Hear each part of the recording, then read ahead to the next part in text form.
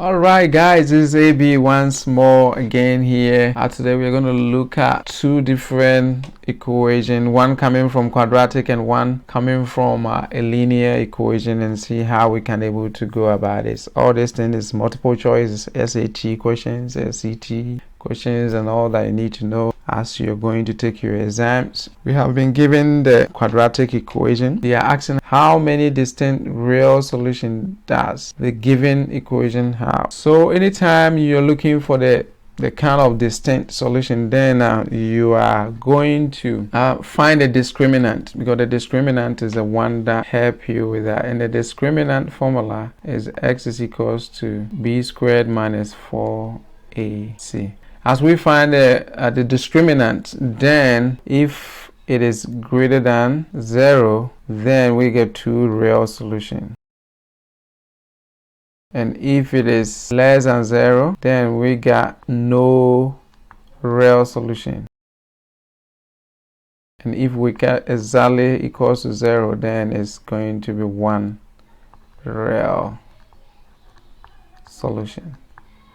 Okay, so first of all, we need to find our discriminant. So finding our discriminant, for you to get your A, B, C, you have to know that the standard equation is ax squared plus bx plus c is equals to 0. So here a is equals to, there's no number, so we assume it's 1.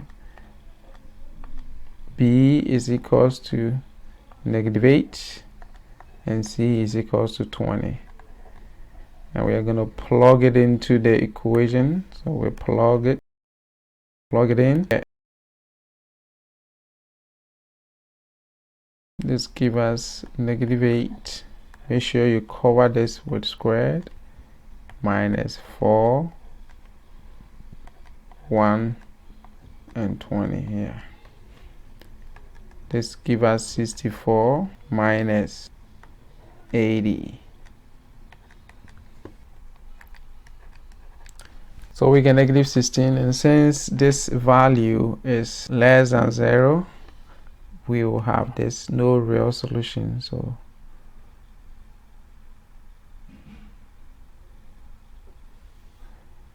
there will be no real solution, so that means it's 0 solution.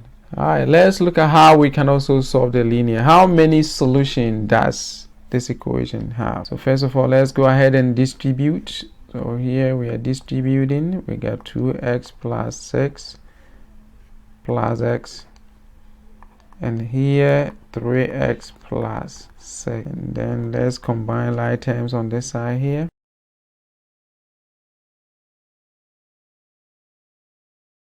So in this situation, we got the same thing on the right hand side and the same thing on the left hand side. When we have exactly the same equation on the left and the right, that is the one that produces infinitely many solutions.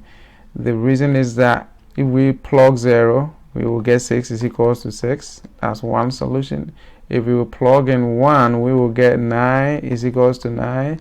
If we plug in 2, here will be 6 is going to be 12 is equals to 12. So we will get multiples, infinitely many solutions. So this is infinitely many solutions. So today we were able to look at how we can able to tell how many solutions that we're going to get in quadratic and in linear in this video.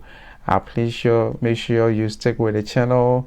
I have a playlist for the SAT questions and ACT questions. Make sure you look at it, and if you want deeper concept, I have also done that. So look at the playlist to get what you're looking for as you're going into your SAT and all that. I wish you the best and the best in all that you're doing. Have a wonderful day. Bye bye.